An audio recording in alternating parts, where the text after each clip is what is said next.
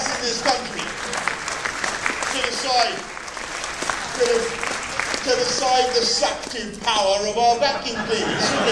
We have plenty of officials in the Department of Trading Standards and Business Engineering Skills who've consecrated their lives to the study of electric appliances. We should be able to settle these matters ourselves, but they say, oh no, you've got to sign up to all that stuff, and this is the offer. You've got to abandon control of your borders, and you'll have massive net immigration. It's going to put unexpected pressures on all the services provided by local government, not to speak, of course, of the pressures on the health service. And but at this point, you're starting to feel a bit uneasy about this club, quite frankly, and you're looking a bit pale, and you're thinking, well, what's you don't really want to go on. And then they say, and it's going to get worse as soon as you join, because this single currency that we mentioned earlier on is unfortunately turning out to be a complete disaster, and it's been decided that the only way to save the single currency is to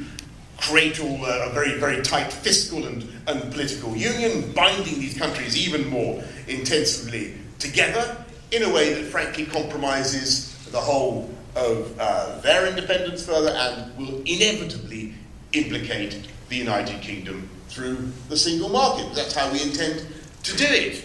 And you look at the people offering you membership of this club on these terms, and you say, well, it sounds totally deranged.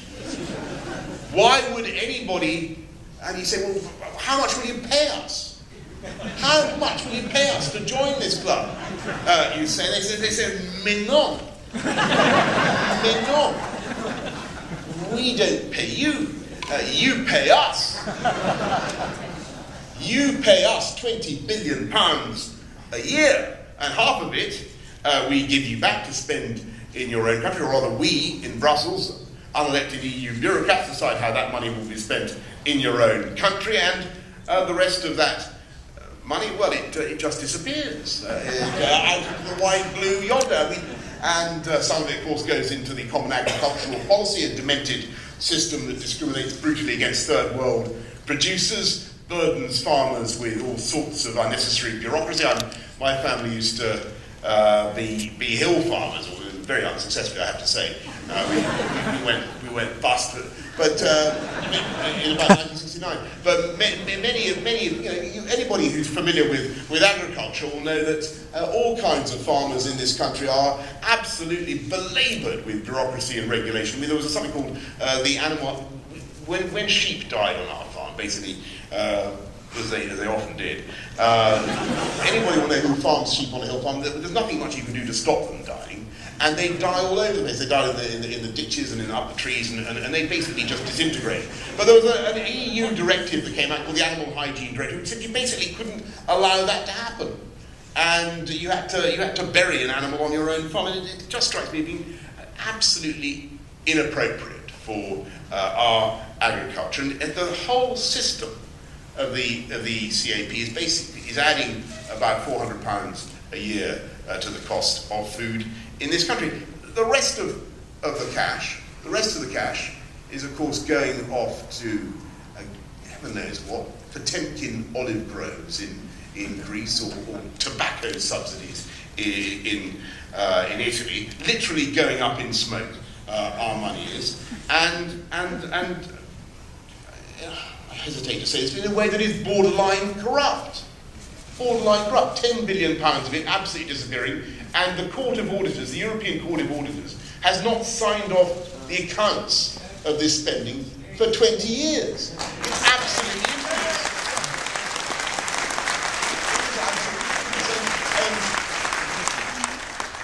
So that's the offer. That's the offer. That's the club that we're being invited to join in this imaginary situation. A club that wastes prodigious quantities of our money, that destroys democracy in this country, and all for no real economic benefits for Britain. Now, let me ask you, if that was the offer, would you join such a club today? No! Absolutely not. We'd be out of our minds. No one would join it. Of course we wouldn't. The whole thing is a complete anachronism. The EU may have been a good idea. It may have sounded like the right thing to do in the 1950s, in the immediate aftermath of that terrible war, but there's nowhere else in the early 21st century, nowhere else around the world is imitating this system of trying to meld countries together and creating a federal structure with a supranational system of legislation. Mercosur, all the trading agreements around the world, none of them do it. Mercosur, ASEAN, NAFTA, none of them do it. And by the way, you know, I'll listen to President Obama about this matter. If and when America, the United States of America, decides it's going to subordinate its own legislature to Mexico and Canada and the Organisation of American States, would they dream of it? Of course not. Of course not. Of course not. You support their views together, you know, you delegate to the federal government. So of course not. So I think I'm agreeing with you. I'm afraid I don't have the advantage of being able to hear what you're saying, but I'm sure you're completely right. I'm not sure you're completely right, but thank you. I think the gentleman seems to have voted to leave himself.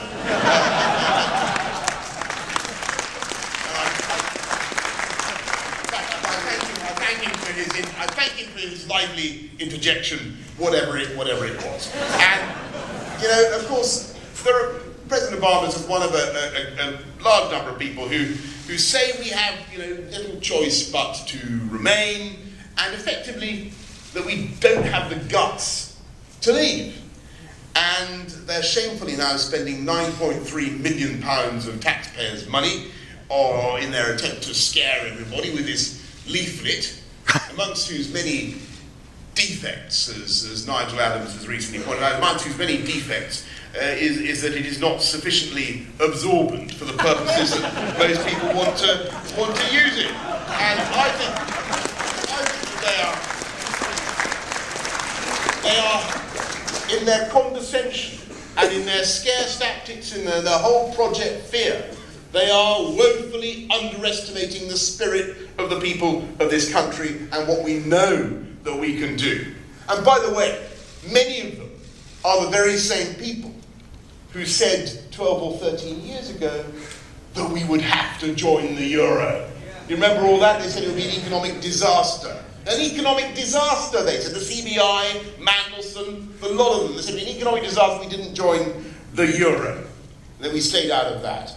And, of course, it's precisely because we didn't believe their doom-mongering then, because we stayed out of the euro, that we have one of the strongest, most dynamic economies in Europe. And if you want proof of the wisdom of that decision, look at what's happening, for instance, to the Nissan factory in Sunderland, where, you know, not only has Carlos Ghosn himself said that it makes not a bean of difference to him whether Britain is in or out, he will continue to regard this country as a fantastic place to invest, but they are actually adding plants, they are adding capital, they are investing in this country because we are now planning, or that factory is now planning, to export motor vehicles made in the UK to America.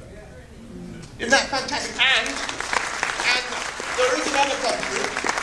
There were some people who were persuaded that it was absolutely essential for them to join the euro, for instance, the Italians, and I have a great deal of sympathy now for Italy because they're going through a wretched time. They've got very low growth, they've got a huge banking crisis unfolding, and they've seen, you know, the absolute virtual demolition of their motor manufacturing sector because their car manufacturers cannot compete in the euro with Germany.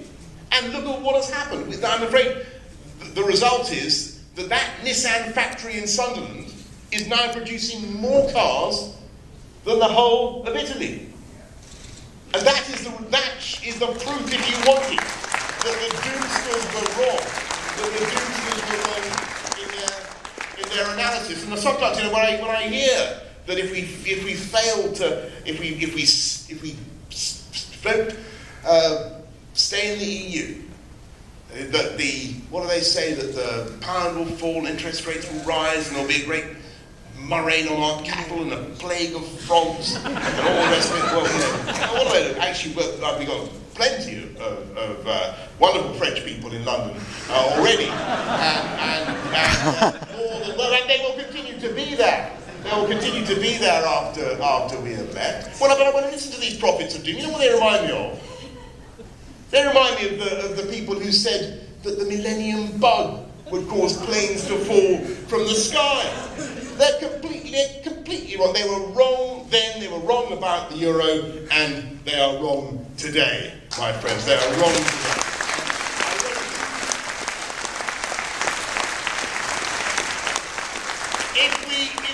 If we believe in ourselves, and believe in what we burst out of the shackles of Brussels, we'll immediately be able to do some of those free trade deals around the world. Intensifying our relations with all those countries where I have fantastic, fond memories of the UK. Cannot understand why in the 1970s we turned our backs, and with other new growth economies around the world, with America, with China, with all the developing areas of the global economy. That is the opportunity for this country. And the opportunity is for us in the UK, for UK officials, to do those deals and to take charge. Because one of the amazing things is that all our international trade, all the responsibility for that is given over to the European Commission. Isn't that an amazing thing? We have no power to do trade deals, whatever, on our own behalf.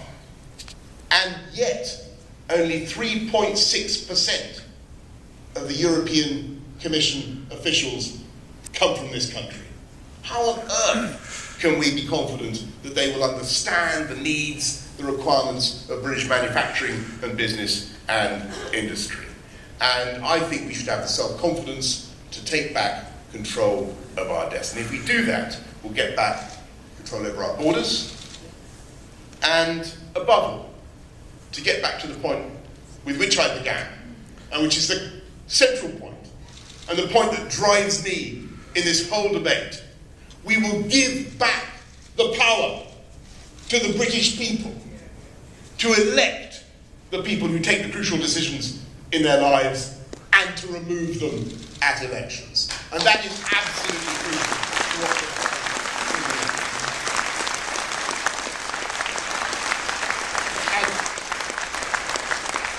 I think after we've done that, I think that this country will go forward with a fantastic seizing of opportunities that have absolutely nothing to do. Commercial trade opportunities have nothing to do with the EU and our membership of the EU whatsoever. I don't think people realise quite how successful the modern UK economy is in all the 21st century areas. We really do lead the world in finance, in universities, in higher education, in media, in tech. All that stuff is now booming. For the 40 biggest tech companies in Europe, worth more than $1 billion, 17 of them come from this country. It's a quite astonishing success. That is the growth areas of the future. But it's also true that we export all kinds of stuff that we make in this country. We're still an astonishing manufacturing economy, the 5th biggest in the world.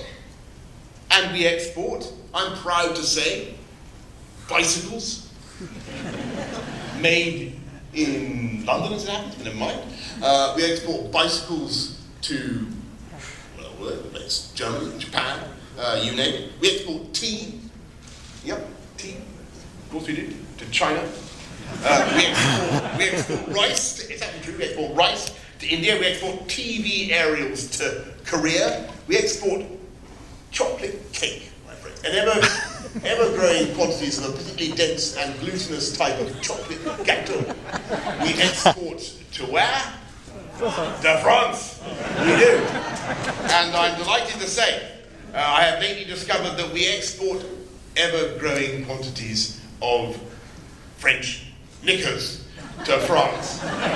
We do. These French liquors, they are, some of them I think are sowed in in Wales, but the intellectual property residing in those French knickers or whatever they is of course ours. If there is intellectual property, which of course there is.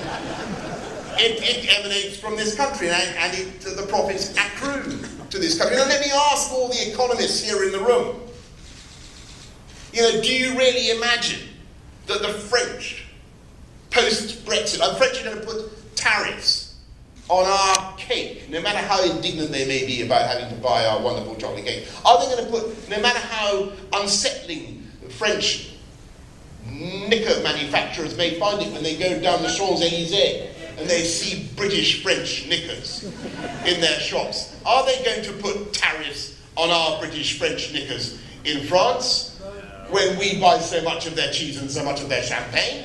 Of course they're not. Are the Germans going to put tariffs on Nissans made in Sunderland when we import so many BMWs? Of course they're not going to. Are they going to discriminate against UK financial services when they have an £80 billion trade surplus with us? Of course they are not going to.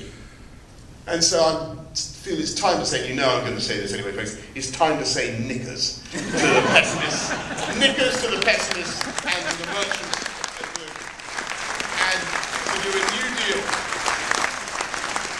To do a new deal that will be good for Britain and good for Europe. And showing because really there are now millions of people around the whole of Europe, tens, perhaps hundreds of millions, who agree with us, who are fed up with the way Brussels is going, fed up with the unelected remote system of government. And we will be speaking up for them.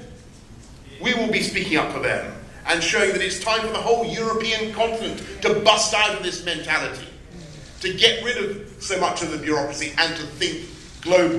This is our chance to take our economy global and to look at opportunities that are growing in a way that is more exciting than ever before. And if we hold our nerve and we're not timid and we're not cowed by these Gloomidon popping leaflets that are funded with our own money, and we vote for freedom and for democracy on June the 23rd, then I believe this country will thrive and prosper and flourish as never before.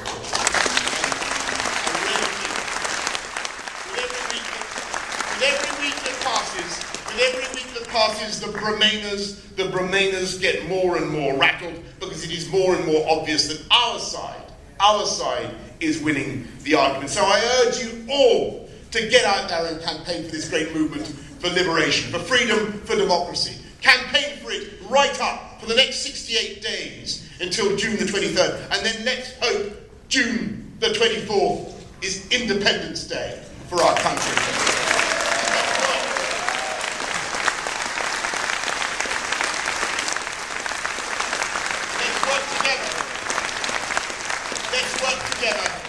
Let's work together to create a better Britain in a better Europe. Thank you very much indeed.